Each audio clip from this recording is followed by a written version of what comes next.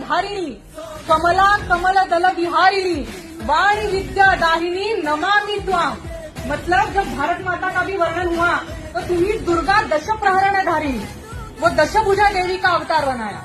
जब दशभुजा देवी ने अवतार दिया था तो वो कैसी हुई थी? उन्होंने बोला था कि अहंग दुर्गी अहंग राष्ट्री, मतलब मैं दुर्गा हूँ और मैं एक राष्ट्र हूँ। और मेरा राष्ट्र का सामर्थ्य कैसे बनता है? जब मैं हर किसी से कुछ ना कुछ लेती हूँ तो मैं एक राष्ट्र बनती हूँ। जैसे मैंने विष्णु से उसका शंख लिया है, ब्रह्मा से वेद लिए हैं, शंकर से उसकी शक्ति ली है, वैसे एक राष्ट्र का है।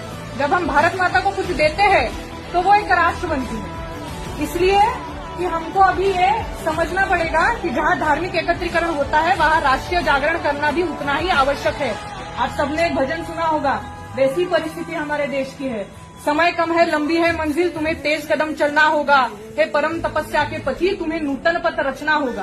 तो नूतन पथ रच के ही हमको चारित्र निर्माण से राष्ट्र निर्माण तक कहीं ना कहीं जाना है। इसलिए मैं ये वीर रस की अटल जी की एक कविता बोलती हूँ, जिसमें अटल जी ने वर्णन किया है भारत माता का। तो वो कहते हैं कि भारत कोई भूमि का टुकड़ा नहीं, एक जीता जागता राष्ट्र पुरुष है। भारत कोई भूमि का टुकड़ा नहीं, एक जीता जागता राष्ट्र पुरुष है। दिल्ली इसका दिल है, कश्मीर इसका मुकुट है, पंजाब और बंगला दो विशाल कंधे हैं, कन्याकुमारी इसके चरण है, सागर इसके पग पखारता है, माथे की चंद्रमा इसकी बाली है, पावस के काले मेघ इसके केश है, सूरज इसका तेज है। ये वंदन की धरती है, अभिनंदन की धरती है, ये अर्पण की भूमि है, ये तर्पण की भूमि है। इसकी नदी नदी हमारे लिए गंगा है, इसका कंकड़ कंकड़ हमारे लिए शंकर है।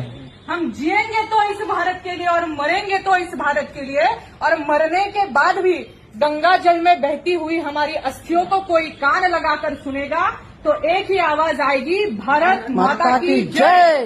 भारत माता की जय।